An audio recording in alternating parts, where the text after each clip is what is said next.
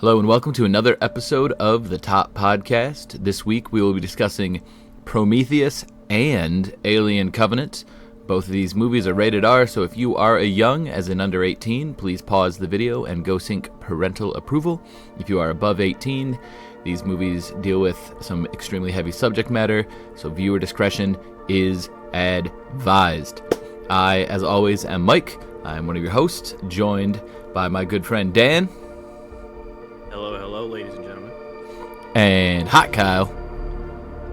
Must be a chick thing. What's up, guys? How you doing? Oh, that was perfect use of the soundboard. Well done. You've grown so much. I'm so proud of you. I've only got 5 to work with, all right? I'm going to make them happen when I can. Gonna wear them out. Exactly. Oh, Right? yeah. Everyone's going to be so tired of hearing those 5 sound bites. This week, Kyle has the icebreaker question for us. Kyle, what do you got, man? All right, boys. So we got to see in the beginning of this movie a long David montage. In it, he was playing some pretty rad basketball, riding the bicycle and shooting one-handers over his head. My question to you is, who is your money on for a 1v1 in basketball? David or Alien Ripley? Right, so Ooh, go for it, Mike.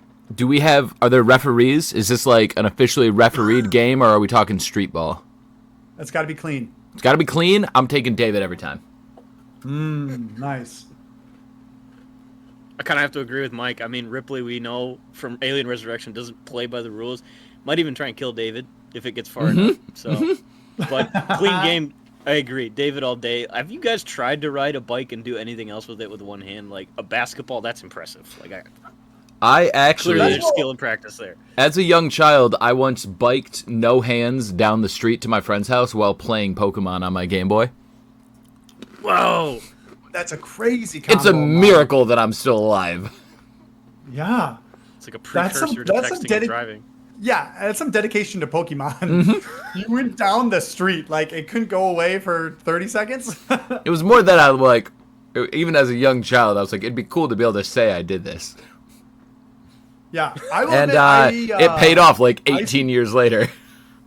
At my cottage as a kid, we would bike to the yacht club every single day, and so I did learn how to do that ride, no hands. It was like 3 miles, no hands. But I've never did anything with my hands. I was never that ballsy. Well, Like maybe at most like some ice cream. yeah, I got pretty good at the one hand, so I could like one hand bike, I could do that. Now, that being said, could I spin a basketball on my finger and shoot it into a hoop? No. Nothing to that extreme precision. I tried playing basketball on rollerblades once and ended up on my ass very quickly. Were you against other people in rollerblades? No, it's just me. Oh, I was gonna say, even 3v3 basketball on rollerblades is crazy. You'd die. Somebody would break something so fast. I think that's part of the fun. Yeah, It sounds like a great Friday night. But so it's actually a great segue because the first thing I want to get into is David's opening montage in Prometheus, because I thought that was some extraordinary storytelling and some amazing build-up for a character that is like very profound for the Alien universe and specifically these 2 movies. But like in this opening montage, no words are said, and you get to learn so much about how this robot fills his time, you know? And that's kind of what immediately also sets him apart from the other androids we've dealt with, is that he has had time to build and develop personality through what he has chosen to do with these years he has on his own. And so with no words, you have this awesome like introduction to who this character is. And I love this line, the trick, Mr. Potter, Yes. not minding that it hurts. Because like that ends up kind of being David's mantra throughout these 2 movies, Right. is that like he just has to let go of the fact that people are suffering, and that's the trick. Don't mind that it hurts. We are making advancements. We are evolving. You just can't mind that there's pain involved. And so I thought that was genius storytelling, like right up front in Prometheus. Yeah, David has somehow, I think it's because I've rewatched these 2 movies so many times trying to decide how I feel. But he's just snuck his way. Spoilers for Alien Covenant and for Prometheus.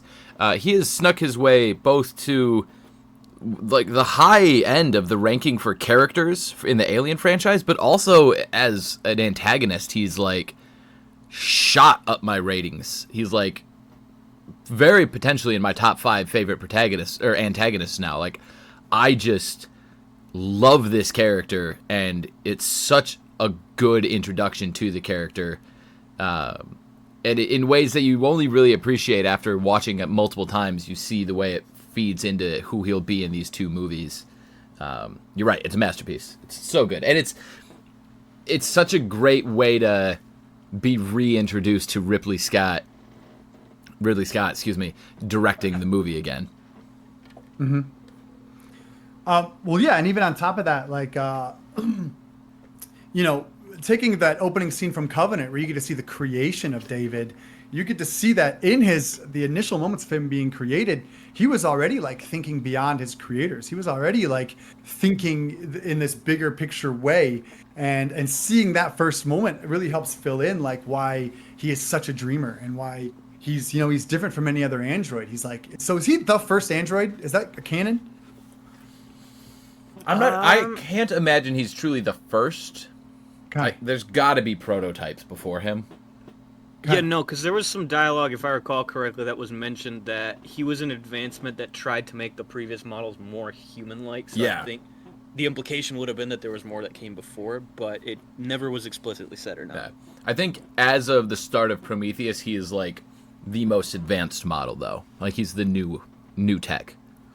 Yeah, but he's so clearly alive, like by at least his own standards. Like, he has a soul. He has his own like personal ambitions and stuff. And I think a lot of times we've had other androids that have personality, but they're still just kind of like driven by whatever mission they were put on. But David seems to be creating his own ideas and creating his own missions at a much more accelerated rate because of how alive he feels. Yeah. That's the interesting... Go ahead. No, go. I was just going to say, the interesting part about it, too, is like, to Mike's point, he does become an antagonist, but I would argue there's no evil intentions there. It's driven by pure curiosity and the desire to learn more things. And it just, for lack of a better set of words, keeps spiraling beyond what he was expecting. Yeah. But look, I find that really interesting. Yeah. He gets the droplet of the black goo on his finger, and he could have done his test on anybody, but because he's got this crush on Elizabeth Shaw, he gives it to Charlie. And so I did love Charlie and David's kind of back and forth the whole movie was awesome. How like there's kind of this battle of Charlie not seeing David as a real person. You know, he calls him boy, and he keeps referring to him as just like an emotionless, almost like a gadget. And it felt like David poisoning him was a little bit out of spite. He could have poisoned anybody, but he chose Charlie, one of the leaders of the mission, out of like almost a personal grudge. So you get to see his personal kind of motivations come through in his selection of how he's going to do this. That's so interesting, because my take on that was that I thought Charlie was one of the only ones who treated him like a human, and that he was the only one who was like being sarcastic and joking, and like it felt to me like he was putting him down in a friendly way. Like, oh yeah, like I forgot you're not a real boy. Like, just banter, you know? Yeah. But so it's interesting to hear a completely different take on that. Yeah, that is interesting. I really took Charlie as kind of being an asshole, especially when I kind of like, I was paying attention to his character in this, and his emotions were completely driven by the results that they were receiving in the mission.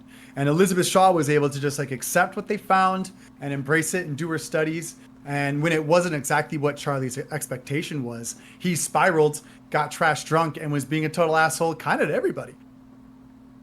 Yeah, I kind of err more towards what Kyle is saying, just because I see an interesting parallel that gets created there, because you have this thing going on with the humans wanting to learn from the engineers. They want to meet their creators, and then you've got, broadly speaking, a human and an android, a creator and its creation.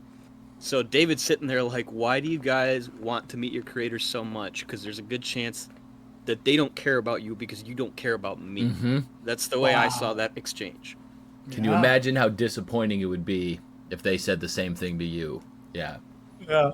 it's a good thing you can't feel disappointed. There's a lot of good, like, iconic one-liners that I really liked. Yeah. Almost like some subtle foreshadowing there. Like, So, we've really jumped right into it, but what are everybody's broad takes on the movie? Just general feel. 'Cause I think we're going to have a range of opinions on this one. Sure. Well, I do got to say, so I felt like Prometheus, you know, the last time I saw this movie, I wasn't as fully immersed into the alien lore that, you know, we've gained all this knowledge watching all these movies and paying attention to the small details. And it kind of changes your perspective on kind of what the greater alien mythos is while watching this. And Prometheus really opens up some wide doors. You know, they really kind of take it in a bold new direction in a way that I feel like is really strong and really well done, all up until we go to talk to the engineer, because you have this huge buildup for meeting our creators and how important and profound that is.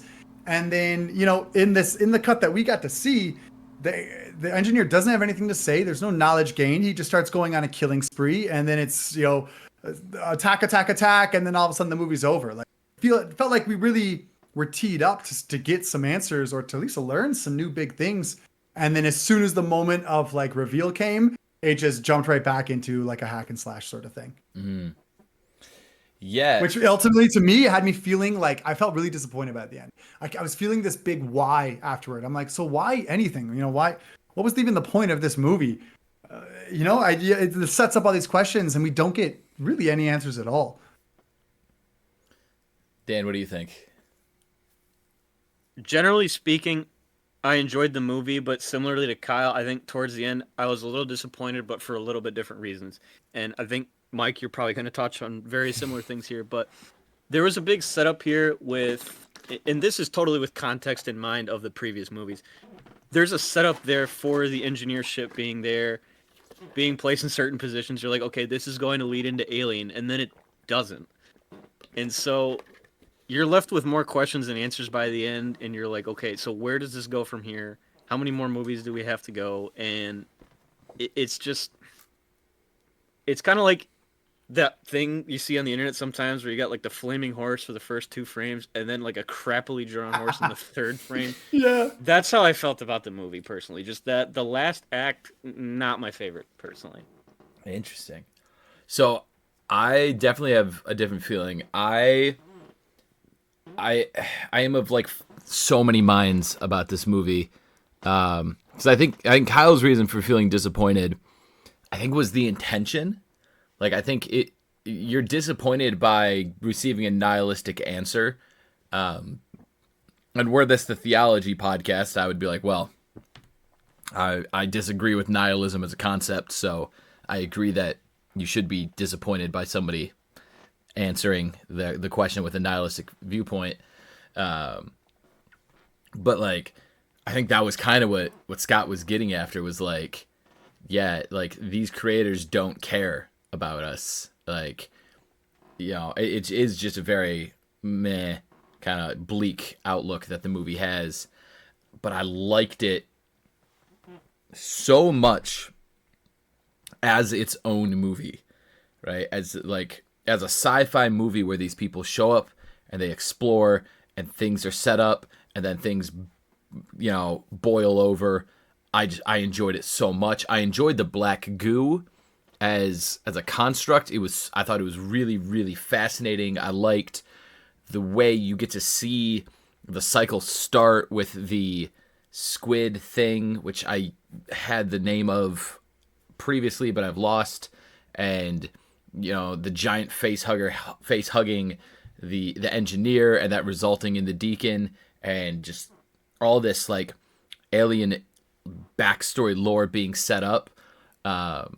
But as an Alien movie, I'm so disappointed by it for all the same reasons as Dan said. It's you have this planet that is a moon circling the same gas giant as LV-426, and you have an engineer ship that ends up in the same position as the derelict, and it's like, and they leave with the transmission on repeat telling you, don't come to this planet, stay away. Like, everything about this is supposed to be the ship that they find. It, like, visually, that is what they leave you with, but it's not. It's a completely different rock around the same gas giant in the same system, and so it's like, you want me to believe that 2 derelict ships ended up here? It makes no sense to me. I don't get it, and I've just been trying to justify it in my mind. But then there's another thing I disagree with Kyle on, is I really like it as a prequel to Alien Covenant. Even though we don't get more Elizabeth Shaw story, I like the way what happens to her off screen fuels the mythos a lot, like a lot. And I love the understanding of David that we get through watching him interact with the movie as the baseline for Covenant starting. So I just don't know how to feel about this movie. Sure. Well, if you don't mind me jumping in about Please. Covenant there, I really want to like touch on what you just brought up, because, you know, I think Prometheus perfectly sets up a follow-up movie.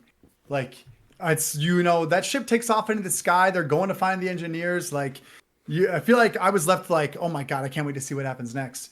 And then with Covenant, you resolve that entire story practically off screen. And that almost really frustrated me that, like, Elizabeth Shaw, she dies off screen. She's dissected for some reason. David, you know, he says he loves her, but then it's clear that she wasn't killed in the crash. So I guess, did he kill her? Like, he talks so affectionately about her, but then we don't really get a clear explanation as to what happened with her.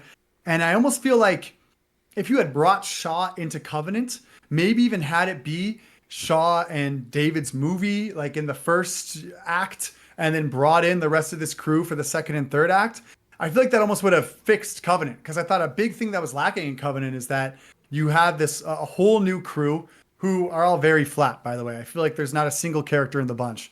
Like, maybe except Danny McBride, but I think we only like him because of Danny McBride.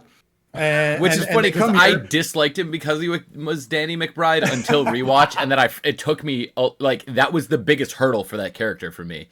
But eventually I was like, all right, I like Danny McBride. Like, he's good. Well, look, quick question. Did you like any character in Covenant that was from the ship? They were way more boring than in any other movie. No, they were some of them were memorable. The new captain was interesting. I like the vibe of the new captain. I like the whole atmosphere of being under the command of a captain that you don't necessarily trust. Mm-hmm. And I like the vibe of him trying to be a man of faith in this tough world. Like, I like that aspect to his character. But, you know, I by the end of Prometheus, you're really like, you're hooked on David, you're hooked on Shaw, and then you bring in all these characters that we don't care about, drop them onto this planet, and the characters that we do care about have gone on this whole freaking adventure that we have to get explained through half-completed backstories.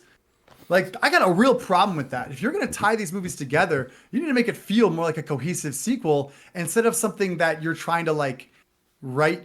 It's like, it was almost like they were, like, panicked when they were trying to connect the two, and it should not have been that hard. Well, I think they did panic. It was, I think there was a lot of, like, studio and, like Ridley has said, like, he thought people were kind of over the xenomorph after 4 movies. And there was so much pushback to Prometheus that he was like, oh, crap, maybe they aren't. Yeah, what's frustrating about that, too, is just to add on to what you're saying, Kyle, is like, there were scenes that were filmed to explain the bridging that you were talking about. And they were cut from the movie for whatever reason. I can totally understand the Last Supper scene being cut. Like, that's not totally necessary. It does get rid of a lot of James Franco's part in the movie and just kind of makes it so it's like, okay, this is a really expensive cameo you guys have, I guess.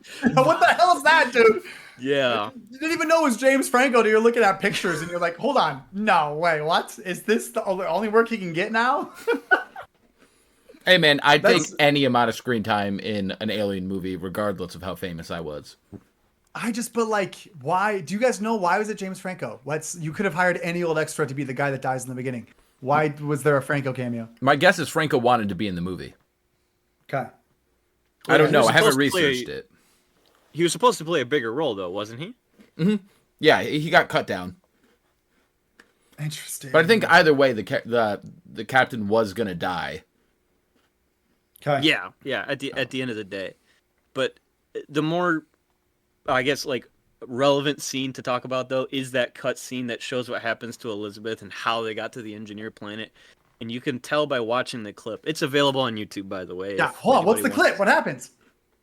It literally just shows you a quick montage of how getting to the planet, Elizabeth repairs David and puts him back together. They spend time on their own, and then they find out the engineer planet's going to take several years to get to, so he puts her in a cryo sleep, and once again, he's alone.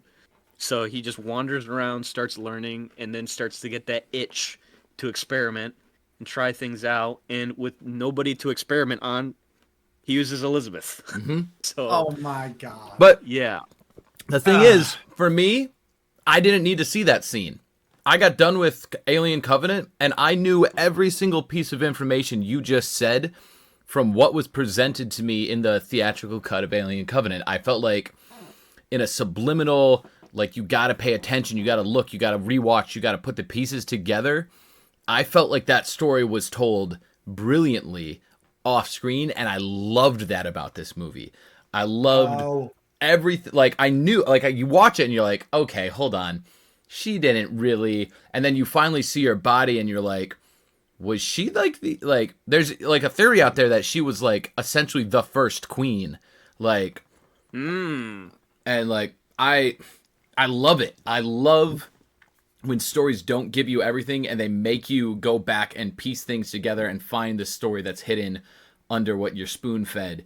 And I loved it. I really, really enjoyed that. I liked not seeing it, and I liked what I didn't see, and I liked what I came up with. It was just, it tickled my fancy. Interesting. See, I feel like because throughout all of Prometheus, like, David does, he's got this, you know, this crush on Shaw. It's almost like she's his weakness. You know, as soon as she's out of the pods, he's right there taking care of her. He's watching her dreams. Like, with him being so, you know, sentient, so like full of soul, I figured Elizabeth should have been the one person that he couldn't harm because he actually really like felt something for her. And I think her involvement in Covenant would have really elevated the story, not only the story as a whole, because everyone else was so boring and so detached from what was happening, but also like it would have really bridged the two movies in a much stronger way. Yeah, I agree. But I also like it off screen.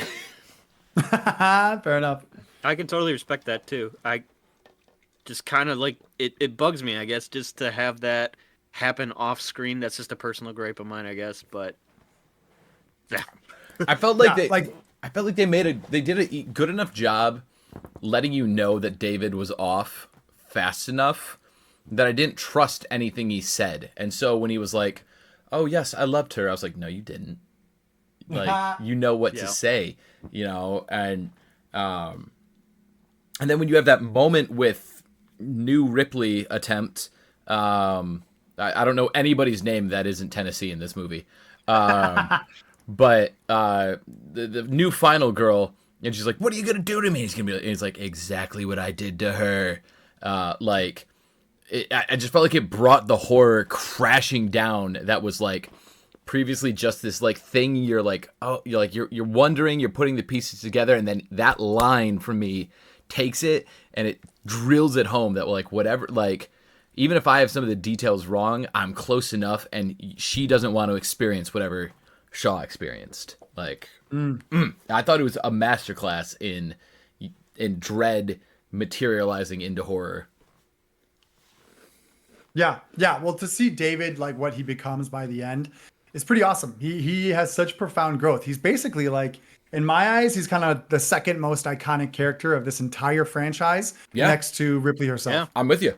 And I mean, there's whispers that the next Alien movie is gonna be directed by Scott again, and Fassbender has blatantly said he's on board to do another. No, I don't know, man. Get Scott out of here. He didn't do Romulus, and Romulus knocked it out of the park. I don't think Ridley Scott's the guy anymore. I think he's slipping up a lot with. Yeah, but Alvarez has said he doesn't want. I think he's basically been like, I don't want to tell it unless it's got a good story, and so like he's like, clearly Ridley Scott does not need that. But like, I want this David story to conclude. I want to know Like, I will just be so happy if we can get from Covenant to the Derelict. And, like, if we can just explain how we got... Like, I just want to see the final evolution of the aliens and how we get to the xenomorphs proper. Because we didn't technically... Like, we had protomorphs and neomorphs in Covenant. And then there was a typical black alien at the end of this. Yes, the difference is a regular xenomorph comes out in the larval state, and it's a snake, essentially. Whereas the protomorph, the typical black alien that you see at the end, comes out with its arms fully formed. And so it's very, very close to the final form, but there are still differences. And so it's been named the protomorph by whoever decides that stuff. Okay, that's a very interesting minor detail. Because I gotta say, I do like the design of these whites. You know, what are we calling these? Are they not Neomorphs. the proto aliens? Those are the neomorphs. Yeah. The neomorphs. I really liked, because it wasn't a guy in the suit. There was a certain movement to them that was really freaky. They were so creepy, and they just bite. Really... They didn't have like the mouth thing. They just take a bite out of you. They were like they were the most shark-like, I think, out of all of them. Interesting. It always stresses me out when a creature is completely bulletproof too. Yeah. Duh. I do gotta say, like, I kind of have an issue with any creature that comes out the womb and is instantly like a literal killing machine. Yeah. I feel like even though that is like the vibe of these movies, a baby's still got to be a baby. You know, I feel like a baby still needs time to process its surroundings. Even in Alien 1, the baby comes out and it's like, I should probably get out of here. Yeah. Like, it has the instinct to run. Whereas in this one, the neomorph has the instinct to instantly be like, well, I'm going to start killing things. Well, like, to be fair, the neomorph tries to kill possibly the two stupidest human beings that have ever human beinged. Like, Dan, I know you got feelings about this scene, so like I'll let you take over, but oh my gosh, man, that is literally like the best piece of movie I have watched in like the last I don't know how many years, man. Just to like as a quick 30-second recap for anybody who hasn't seen it somehow. Like, you have two people in a med bay with a neomorph that's just born. One slips in a puddle of blood, has a knife, fails to kill the neomorph. Other one comes in, slips on the same puddle of blood. Yeah. You know, blood, a famously slippery substance. Like, yep. Oh, wait, no, hold on. Blood is sticky, and they still found a way to slip on it. Then somehow misses with a gun, closes the door on her own ankle, letting the neomorph out, jumps off the balcony, breaks her other ankle, tries to take like 6 more shots, misses every single one except for the one that blows the lander to smithereens, and the neomorph still gets away. And she walks out on fire. Yeah, that was actually insane sequence, but I'm really glad that it panned out that way because I got such a good laugh out of it. It was Naked Gun level intelligent. Oh my gosh. Yeah. That's funny. I do gotta say, when it comes to neomorphs, I actually really don't like an airborne infection. I feel like that really, you know, after watching all these movies, we've really gotten into how there's something very intimate about being impregnated by an alien. You know, it's supposed to be something that grabs you and forces something into you. And for it to be airborne, it loses that intensity because you no longer have an intense creature get somebody. And then, I don't know, it's almost like it felt lazy to me in a sense. That it's just like, oh, well, it got some people, but not the other one in the air, but sometimes. And luckily, you guys, nobody cares about. Like, I guess I really thought that with the themes of all these alien movies, to have it be this little airborne thing, it like kind of ruins the point, doesn't it? Yeah, I mean, it also just felt overpowered to me, if I'm being honest. Like, a facehugger, you can shoot it and you can do something about it in most cases. It feels like if you come into contact with any of the spores, kind of like The Last of Us, you're just done. There's nothing you can do about it. And I would argue it's infinitely worse to go out to a neomorph than I don't know actually about that one now that I think about it. But either way, they're both bad. Neither of them are a pleasant way to go. But it's I like it. And here's why. One, on a horror level, it's the scariest thing there is. Yeah, you're not getting face hugged, which is nice, but like the terror of like watch your step, you might breathe it in and not know. I liked that in theaters. I liked it again, not in theaters.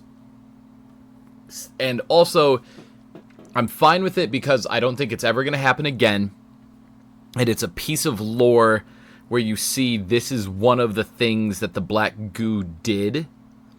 And this is a result of all David's messing around in his experimentation. And I don't think we're going to get regular spore stepping like problems. Like I think this is a one-time thing.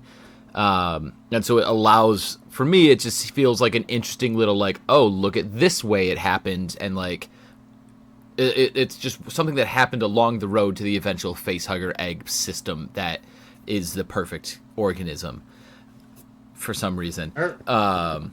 Sure, but when it comes to the black goo, I gotta say, I got a problem with the inconsistency that Alien Covenant brings with how the black goo functions, because it was made very clear that this is a bioweapon that destroys biological matter and, you know, changes it into something new. And yet, when he drops it all on the City of the Engineers, it instead crystallizes all of them, which I will admit is an absolutely bonkers like set piece. It looked amazing.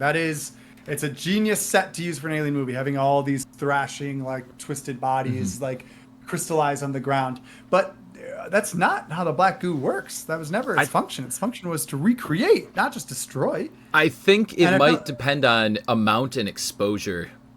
Yeah. Because in Prometheus, they're dealing with relatively small amounts that are melting off the pile. And if that feels to me like radioactive mutation, whereas what happens to the engineers feels like they dropped the full payload of nukes, you know? So like I think exposure to the black goo in that level is like, oh, you just grew a third arm because you spent too much time near Hiroshima, whereas like they dropped the payload on it, and when it was weaponized and dropped properly from the ship the way it was designed to, that's what, you know. Also, I think okay, screw it. Spoilers for Romulus.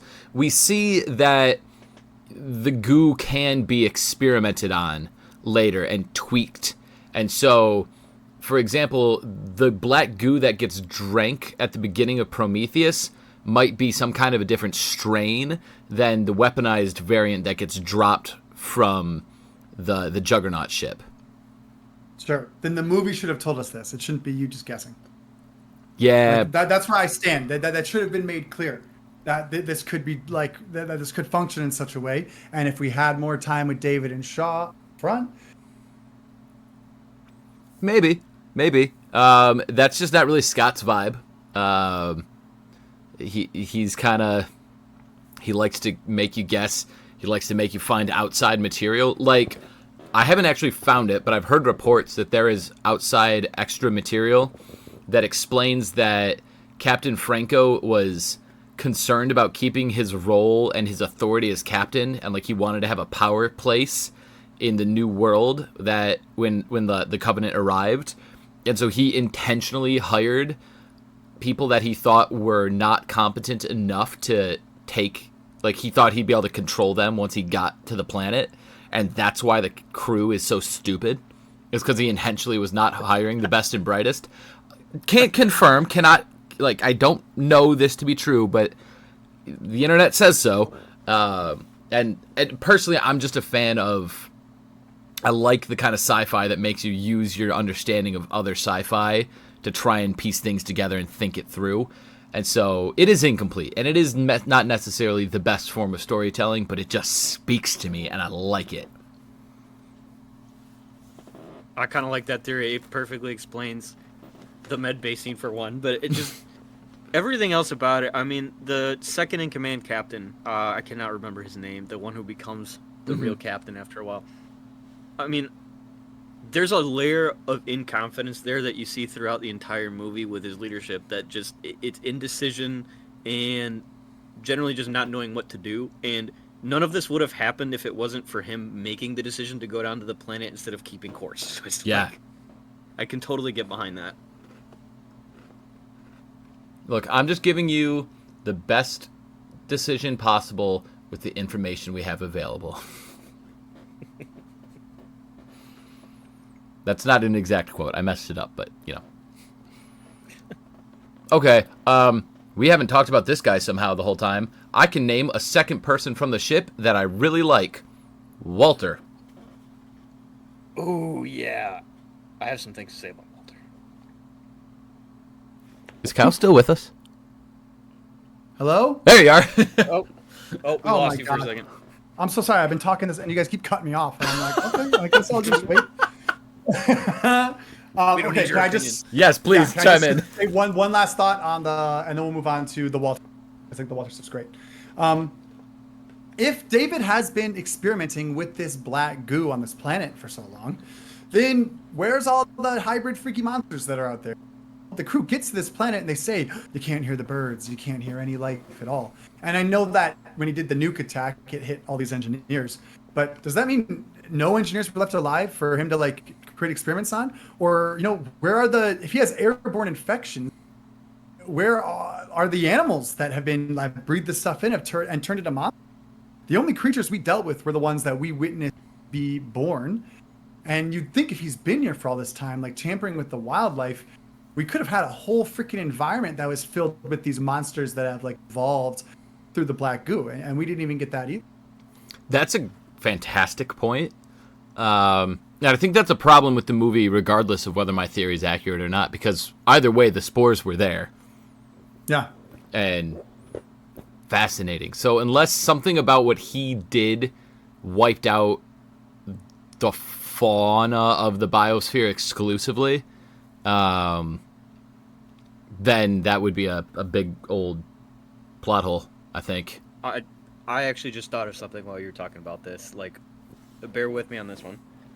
We're kind of jumping ahead a little bit, but I feel this is really relevant to what we're talking about. In Alien Earth, we know that there's going to be 5 species that appear. What if those 5 species include these creatures that Kyle is talking about?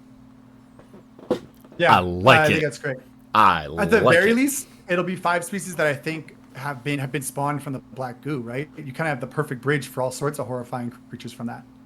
That's got to be the angle. I don't see how logically how they would make that jump without using the black goo. So, from the darkest corners of space. I love it. I love that theory. That is so good. Yeah, I like that too. All right. Okay, we should address, we talked a lot about David. We should address Walter. Yep. David's new and improved, the next year's model. Did you guys like Fassbender in this role? I love Fassbender in both roles. Nice. Okay. I did too, and maybe I'm going crazy, guys, but did you catch any kind of speech mannerism he had that resembled Bishop, or was I just like imagining that?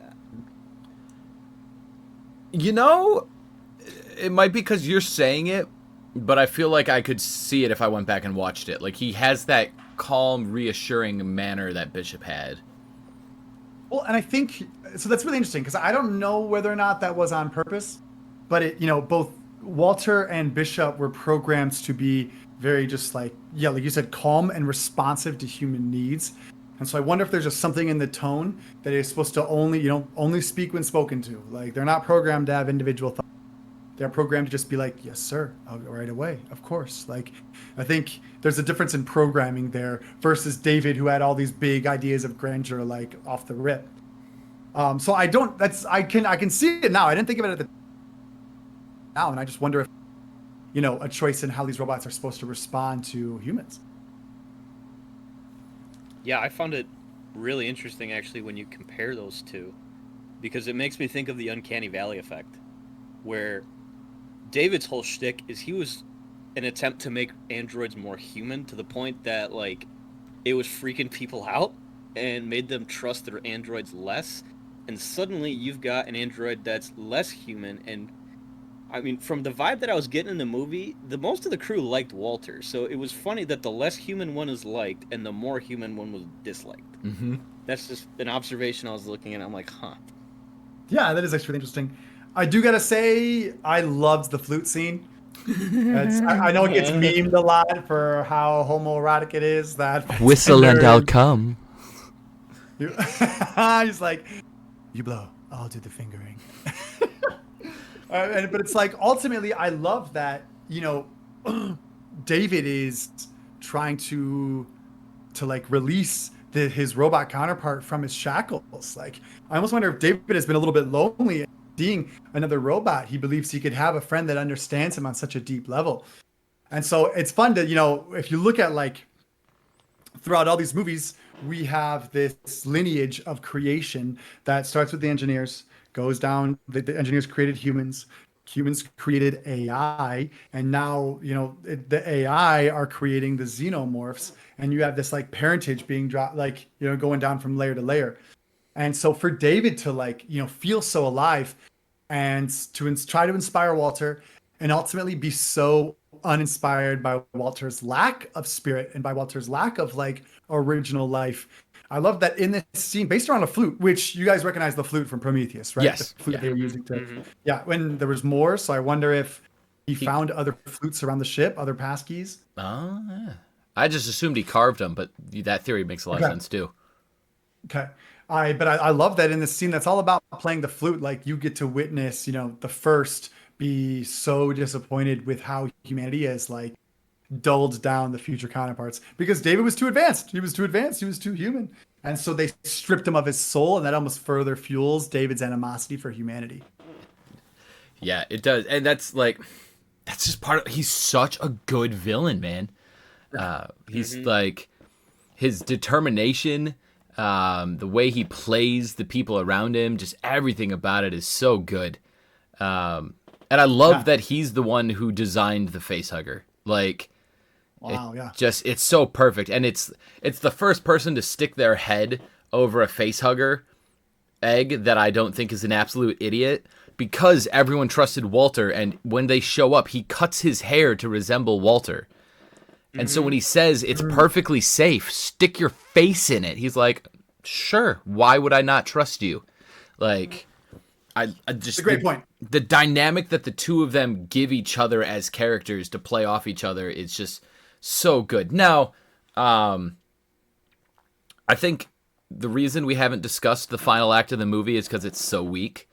Although I do really like the ending, but did anybody even come close for a second to thinking that was actually Walter that came out of that fight? It's pretty weak how they delivered it, because it's so obvious that it's David.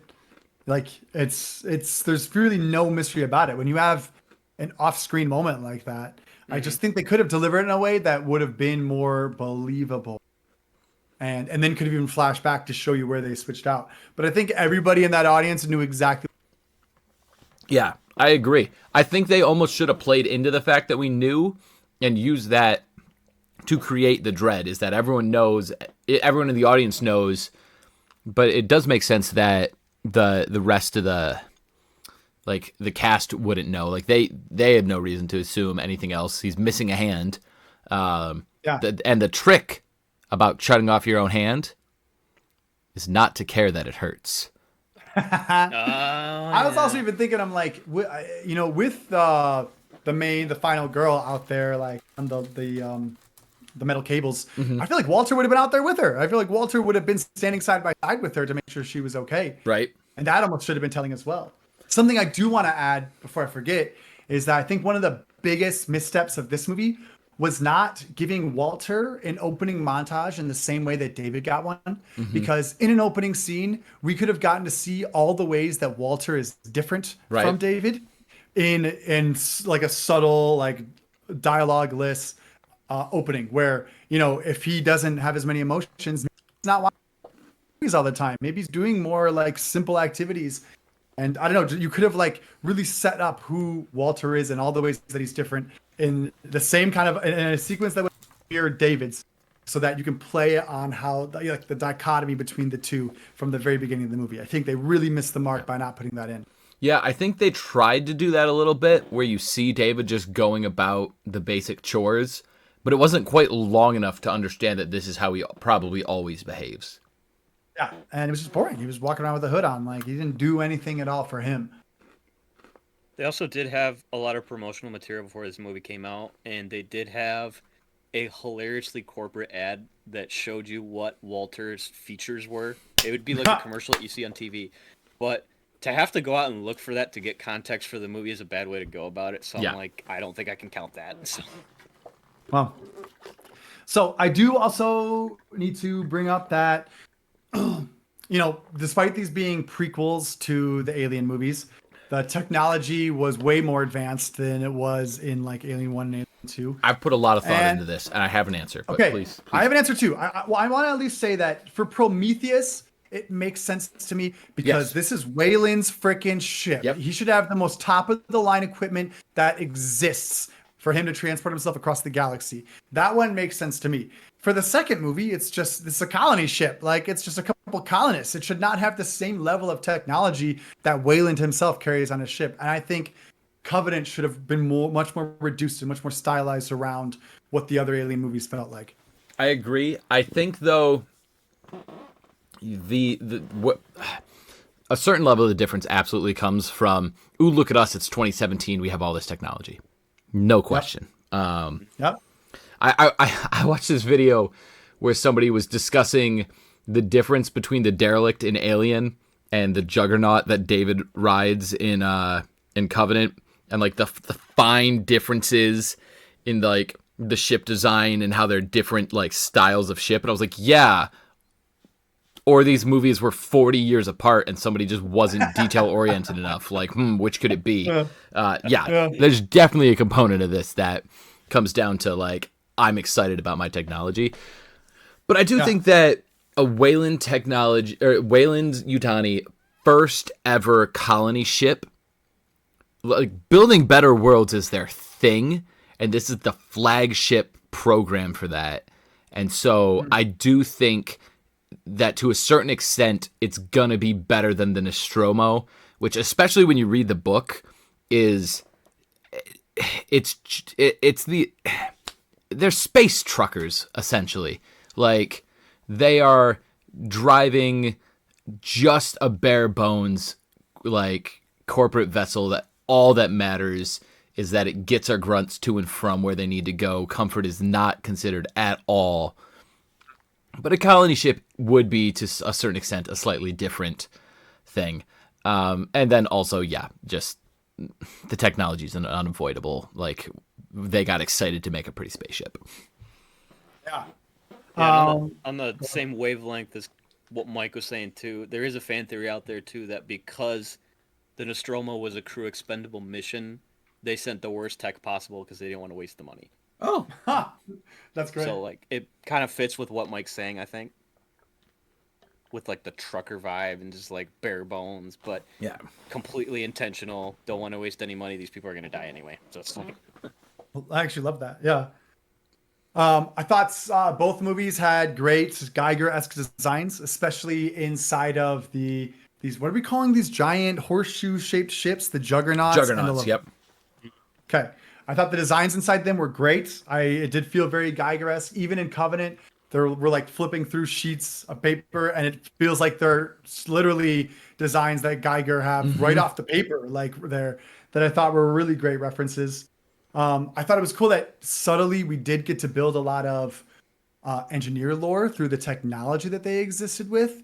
I think it's understated that in Covenant, we are existing in their civilization. Right. And, we're like walking into rooms and there's these motion activated crystals that are lighting up at our presence. And like, it's almost way too understated. Like, this is a very, very fascinating location that we do not give enough time to. We are at the home, one of the homes of our creators. Like, there should almost be a shinier light on like how our creators live, how it's different from our own technology. And instead, you can only really find it if you're paying attention to the background. Yeah. So I guess I do want to also ask, in Prometheus, they open up the door to the atmospheric room, the atmosphere sealed room that instantly it's like this massive storm hits like very quickly. And you almost get this shot of like, it almost looks like volcanoes are activating the storm. Was that all a trap that they set to lock in whoever opened up the goo? It kind of almost felt like, once we opened the door, that activated the storm. And if that's the case, whoever built this place wanted us to be trapped by it. That's my best interpretation, is like they wanted us to get stuck here with the goo so that we'd be eaten up. I missed that entirely. Okay.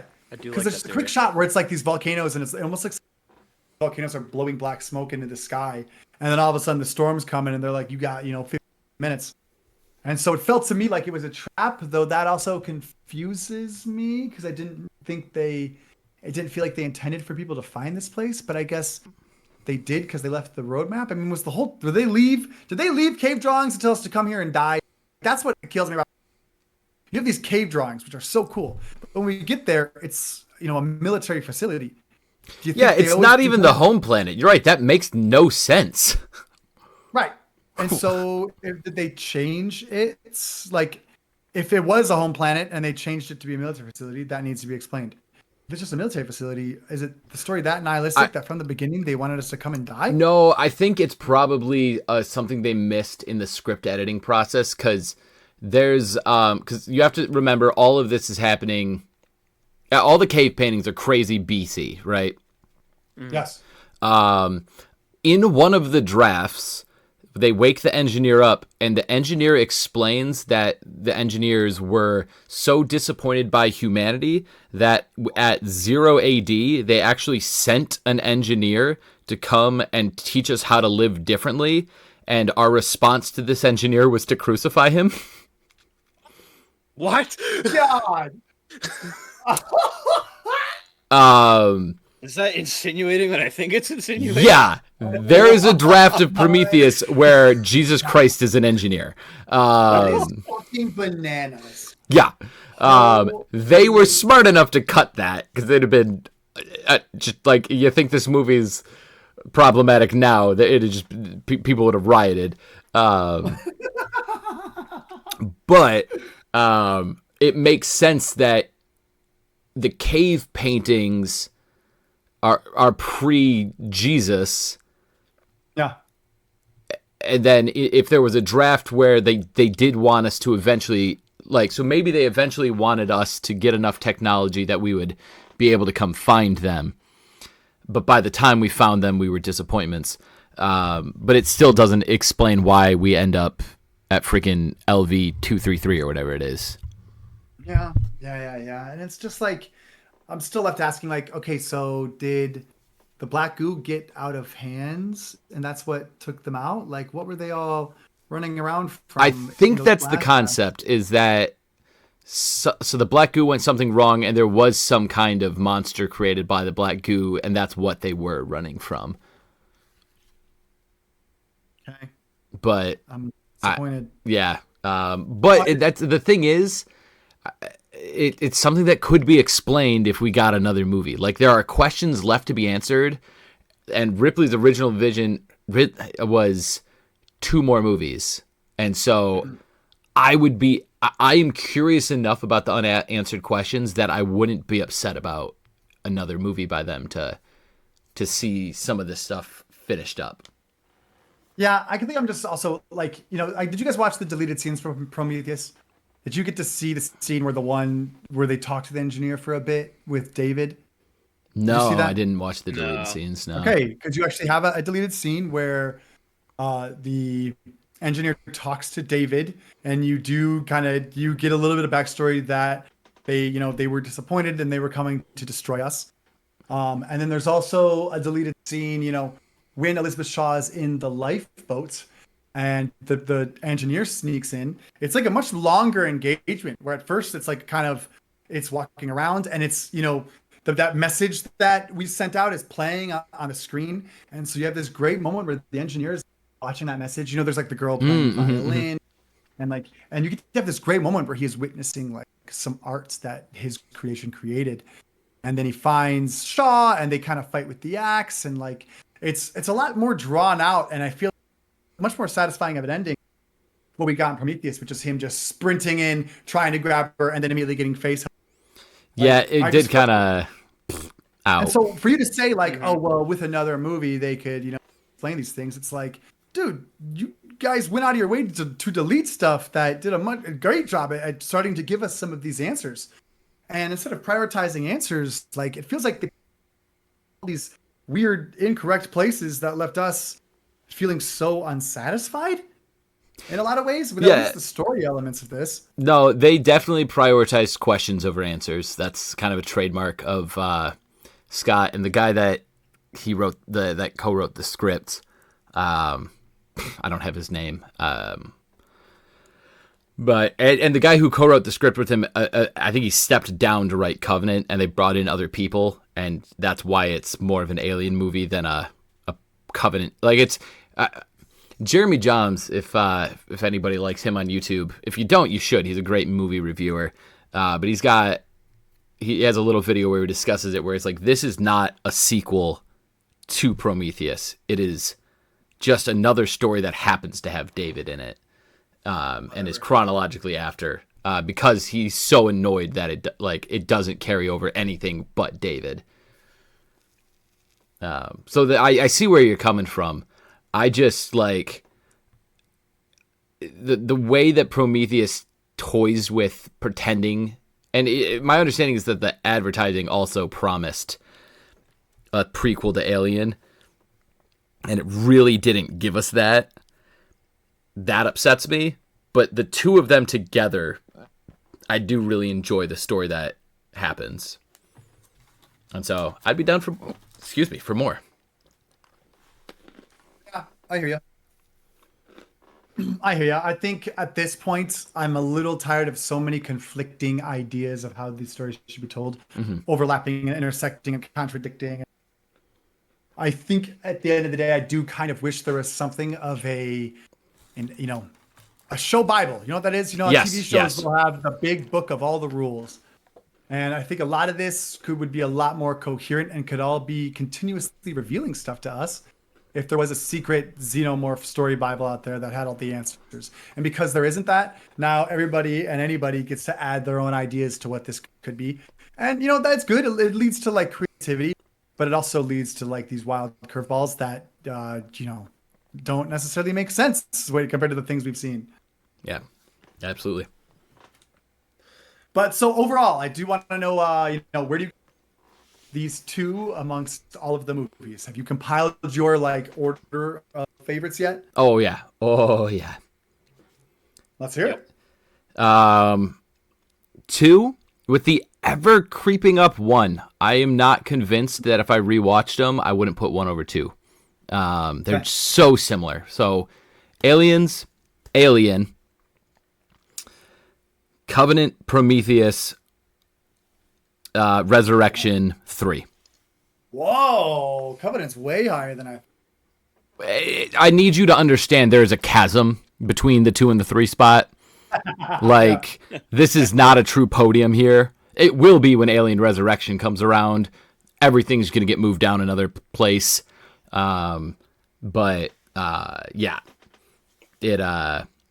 now, I'd say it's like there's 3 tiers. There's Alien and Aliens, there's Covenant and Prometheus, and then there's 3 and Resurrection. And Okay, Dan, what you got? Mine's pretty close, a little different. So, Alien, Covenant, same so far. But after this point, I have 3, Prometheus, and Resurrection last. Whoa. Yeah.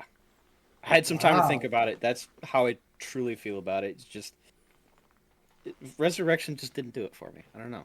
These Resurrection haters in the building, man. Hey, I got it over 3. Okay, I'm going to go with Aliens, Alien Resurrection, Prometheus, Alien 3, Covenant. Man, I love that we're finally getting some variety in these lists. Yeah, I really, Covenant is a hard bottom for me. And so I'm actually very surprised that both of you guys have it so high up, because I really think it's the weakest of all the movies we've watched so far. I love it. All right, well, we're about to hit stop recording and then hit recording and talk about Alien Romulus, but y'all are going to have to wait a little while to hear that. even though it's going to be quick for us. So leave us a like, leave us a comment. Tell us what you think about these movies. I would love to start hearing some opinions. I do keep an eye out on the comments, so if you guys are throwing stuff out, believe me, I'd love to talk about it. So yeah, let's have some conversation, and until next time. I'd like to keep this handy for close encounters.